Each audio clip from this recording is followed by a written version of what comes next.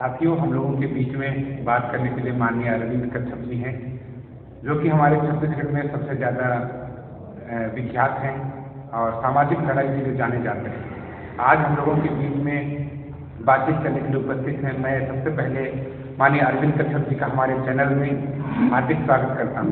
स्वागत है सर आपका। धन्यवाद धन्यवाद। सर, आप राष्ट्रीय क्रिश्चियन मोर्चा के प्रदेश प्रभारी के रूप में छत्तीसगढ़ में काम कर रहे हैं और भारत मुक्ति मोर्चा के कार्यकारी प्रदेश अध्यक्ष के रूप में भी काम कर रहे हैं।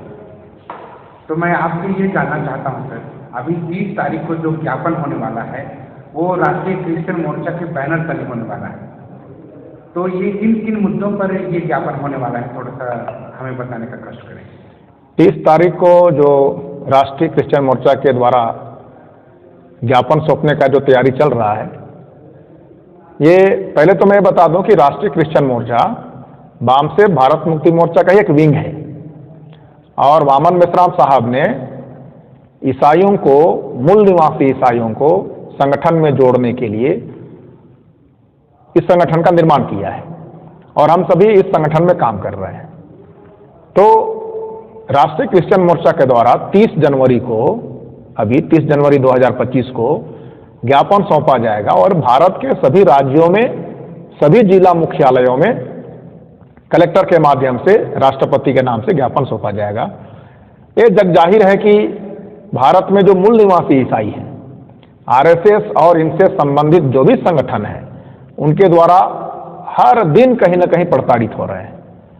और हम इस देश के मूल निवासी वामसे और भारत मुक्ति मोर्चा में जब हम सभी लोग विचारधारा को समझे तो हमें ये पता चला कि हम भारत के मूल निवासी हैं और संविधान में भी ये आज़ादी है कि हम किसी भी धर्म को हम मान सकते हैं, अपने विश्वास के अनुसार, अपने आस्था के अनुसार उस धर्म को हम मान सकते हैं। तो आज जो मूल निवासी ईसाई धर्म को मान रहे हैं, उनके ऊपर धर्मांतरण का झूठा और बनावटी, अभी अभी राजस्थान में घटना घटी, पेपर में कई लोगों ने ग्रुप में शेयर किया कि 1-1 लाख रुपये दे करके प्रलोभन इनको ईसाई धर्म में धर्मांतरित किया जा रहा है। और देखने से, जिनको पुलिस ने अरेस्ट किया है, देखने से, उन लोगों का चेहरा देखने से लगता है कि उनको 1000 रुपया उनके पास नहीं होगा। चेहरा देखने से पता चलता है कि उनके पास 1000 रुपया नहीं होगा, उनका हालत हुलिया देखने से। अब ये झूठा आरोप और बनावटी आरोप ये लगा रहे हैं कि 1-1 लाख रुपया ये दे रहे हैं। तो जिसका हालत हुलिया ही 1000 रुपया देने लायक नहीं दिख रहा है, झूठा आरोप नहीं है ये, बनावटी और झूठा आरोप लगा करके मूल निवासियों को पहले प्रताड़ित करना ये बंद करें। और पूरे भारत में ये चल रहा है और साथ ही भारत में जो आदिवासी बहुल एरिया है, वहां पर आरएसएस का जो संगठन है, एक जनजाति सुरक्षा मंच, उसके माध्यम से जिन जिन गांव में ये लोग घुसपैठ कर रहे हैं, वहां वहां शत्रुता बढ़ रहा है, वहां लोगों के बीच में धर्म के नाम पर विद्वेष फैला रहे हैं और भाई भाई में झगड़ा कराना शुरू कर दिए लोग। तो ये जो समाज में घुस रहे हैं, जहां समाज में शांति है, जहां लोग भाईचारा के साथ आपस में रह रहे हैं, किसी को कोई आपत्ति नहीं है, जब से ये लोग घुसपैठ करना शुरू किए हैं, आदिवासी इलाके में भी धर्म के नाम पे लड़ाई झगड़े शुरू हो गए हैं।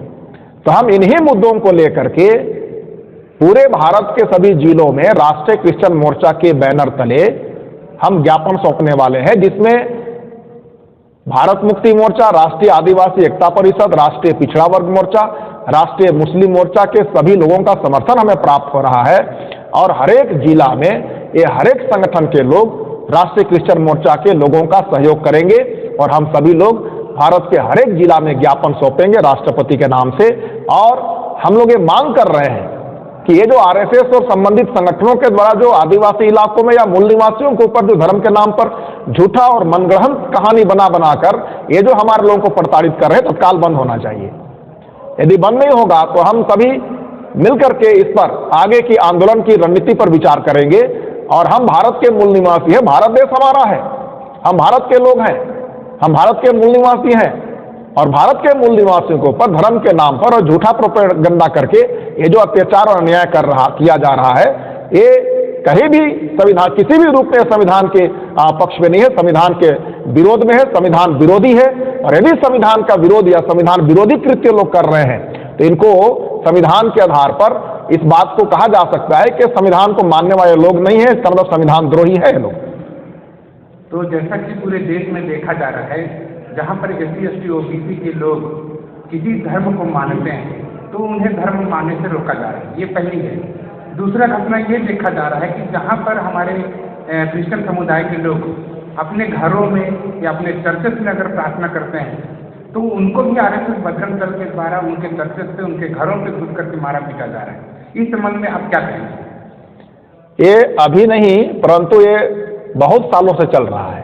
पूरे देश में देखा जा रहा है कि जहाँ SC ST OBC के लोग यानी अपने धार्मिक स्वतंत्रता का पालन करते हुए यानी क्रिश्चियनिटी में जा रहे हैं, कोई मुस्लिम में जा रहा है, तो अभी वर्तमान समय में क्रिश्चियनिटी के ऊपर में RSS बजरंग दल का सबसे बड़ा हमला हो रहा है। तो इस विषय पे आप क्या कहना चाहेंगे? देखिए, जिस तरह से ST SC OBC के लोगों को ये लोग आज ईसाई धर्म के नाम पे टारगेट कर रहे हैं, अगर आप उसके पहले के समय में जाएंगे तो SC SC OBC के लोगों को अछूत घोषित किया गया, अछूतपन का व्यवहार किया गया। उनको मंदिर तो छोड़िए, उनके करीब जाने के लिए उनको सोचना पड़ता था, या करीब अगर चला जाए तो उनके साथ दुर्व्यवहार होता था। अब लोग उस परेशानी से, उनके साथ जो भी कृत्य होता था, जातिगत, छुआछूत का, ऊंच नीच का, गैर बराबरी का, उससे लोग निकल करके अपने सम्मान के लिए, अपने आत्मसम्मान के लिए लोग अलग अलग धर्मों में जा रहे हैं। और उसी का हिस्सा है कि लोग आज ईसाई धर्म में लोग जा रहे हैं। तो ईसाई धर्म में हर किसी को समान अधिकार है, हर कोई समानता वहाँ पर पालन करता है, वहाँ भेदभाव नहीं है, ऊंच नीच नहीं है, छुआछूत नहीं है, सब एक साथ खा पी रहे हैं, एक साथ चर्च में या घर में प्रार्थना कर रहे हैं। तो ये जो लोगों का जो रुझान है, लोगों का जो झुकाव है ईसाइयत की ओर, उसका कारण ही है प्रमुख कारण, क्योंकि SC ST के लोग जो है अधिकांश छुआछूत और जातिगत दुर्भावना का शिकार हुए हैं कहीं ना कहीं। और आज उनके अंदर इस बात का हमेशा ख्याल रहता है कि यदि वे उसी जगह में पुनः जाएं तो उनको वही जातिगत दुर्व्यवहार का सामना करना पड़ेगा। और आज जो लोग ईसाई धर्म को मान रहे हैं, अब इनके ऊपर जो